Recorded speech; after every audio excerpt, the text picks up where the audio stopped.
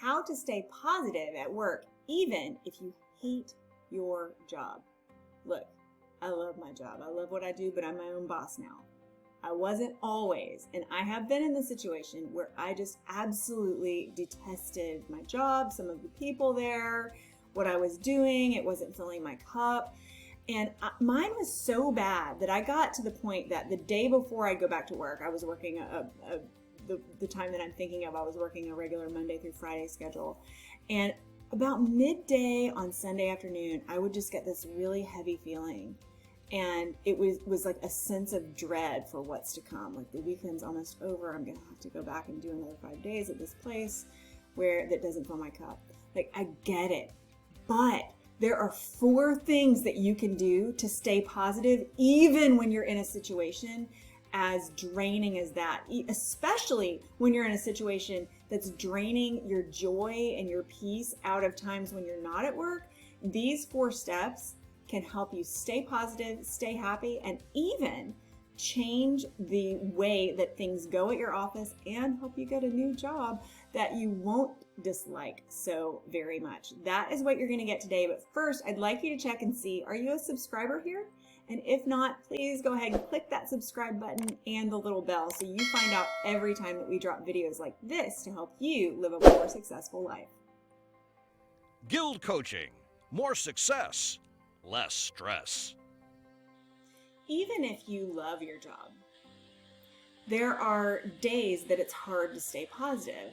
Life is full of challenges. Some people call them problems. I like to call them challenges because there isn't anything that can't be solved. It's just a challenge. It can help you grow and learn and do different things. But especially if you don't love your job, it can be very, very challenging to stay positive at work. And I get it. I've been there and I feel ya. So today I want to give you my 4 top pieces of guidance on not only how I stayed positive in an extraordinarily toxic and negative workplace, but how I guide my clients around the world to find peace in the job that they have, even if we're looking for another job for them, which I do for a lot of folks, and some of our other coaches who coach through career issues, help with that stuff. But in the meantime, there are 4 things that everyone can do, whether you love or dislike your job. There are 4 things everybody can do to make themselves be more balanced, happier, and more successful wherever they are. So if you don't have it, grab a pen, grab some paper, take some notes, because we are about to hit it. Are you ready? All right, number 1. When you're at a job, and this is specifically for the people who either really, really love their job or really do not love their job. When you are in a position that you love, you are eager to learn more and do more. And sometimes you're eager to get promoted. Sometimes you just love your job and you want to stay where you are. Either way, whether you love it, you want to stay where you are, promoted, or whether you absolutely detest it, ask for training. That's number 1. Learning a new skill or developing skills that you already have helps to expand your mind. Your mind, your brain, your conscious and subconscious minds want to learn and grow and develop. And when you're in a place, especially if it's a workplace that you don't like, where you feel like you're bored or maybe your talents aren't being used to the greatest potential and that's why you don't like it. Maybe it's because there's somebody there who's nasty, like a boss who's a bully or something like that. But if you are sitting there wallowing in how much you dislike this place or those people or your circumstances, it's just going to get worse. So the number 1 thing that you can do to not only save your position there, because if you're feeling like that, other people are picking up on that energy, is to express that you want to learn and grow. Expressing that you want to learn and grow helps your employer see that you have initiative. It also helps to shift your mind into a growth mindset so you don't actually have as much time to think about all the things that you don't like. You don't actually have as much time to invest in being miserable and not loving your job. If you do love your job, you have more time to invest in getting better in the things that you love because you've requested training. So number 1 is learn a new skill, ask for training, constantly be on a growth journey. If there's something that you know how to do, but you're not the top of your class in it, ask for training in that. Say, hey, look, I'm already good at this, but I want to get even better. Because when you get better at your job, that's better for your company. It doesn't matter what kind of work you're in. Your employer can invest in you for training. And when they do that, that also helps to solidify your job security, because employers don't invest in people that they don't see as being part of the long-term solution.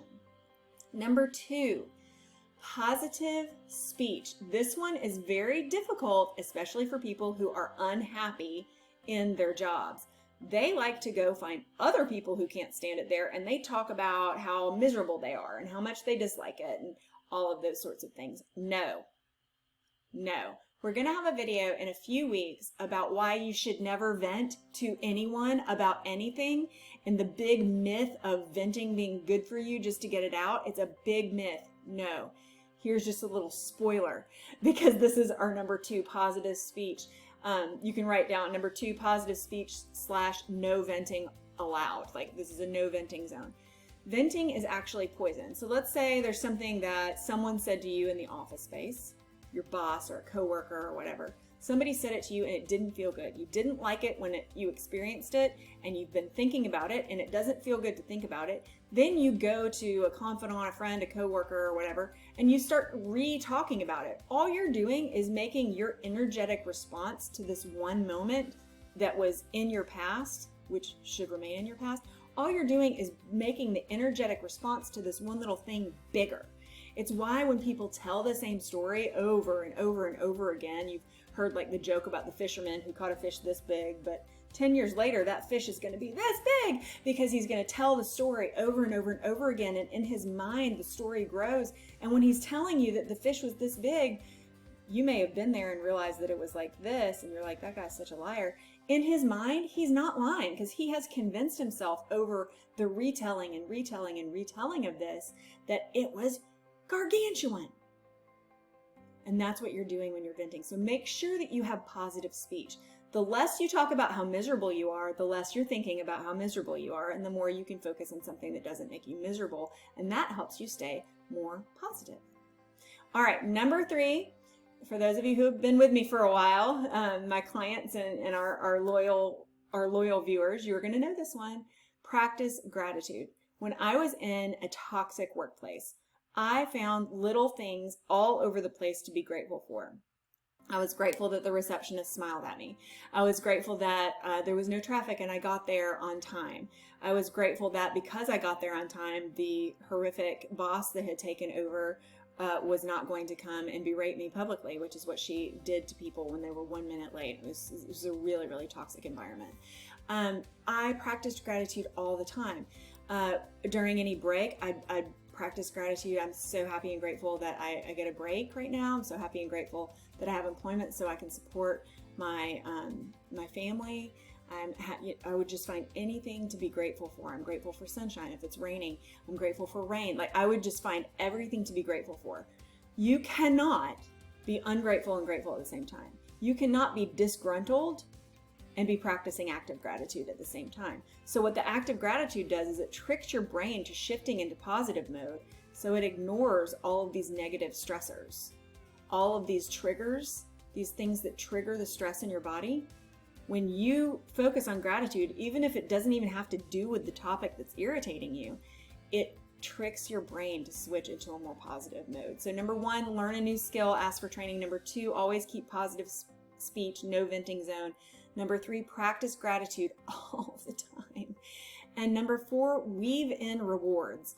You can weave in a reward to your lunch break. And I don't mean like go get yourself a candy bar or a soda or something like that. It doesn't have to be, you're not a dog. So I would encourage you to not only treat yourself with food, because that's what we do with dogs. You're a higher being. And I love dogs, but they do work for treats. You don't.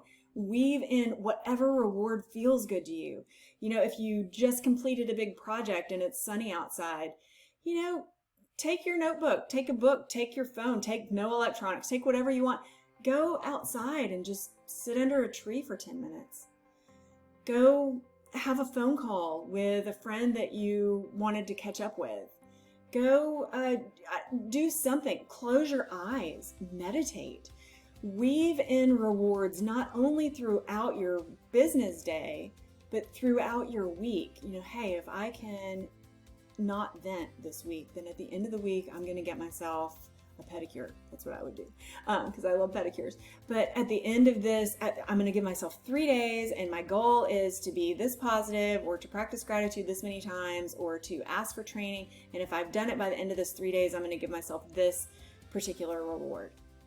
And see how that works for you. When you're learning new things, when you're practicing positive speech, when you're focusing on gratitude, when you're weaving in rewards for yourself, all of those things are positive. So your base mindset does tend to skew more toward the positive, and therefore whatever situation you're in, whether it's work or personal, whether you love it, whether you don't love it, your vibe is on the upswing.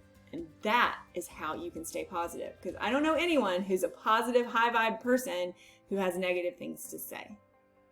That is how to stay positive at work, even if you hate your job. If this has been of use to you, go ahead, hit the thumbs up. And before you go, don't forget, check and see if you're a subscriber. If you're not, hit the subscribe button and that little bell so that you know the next time that we drop a video to help you live a more successful life with lower stress, more happiness and fulfillment, and hey, gratitude.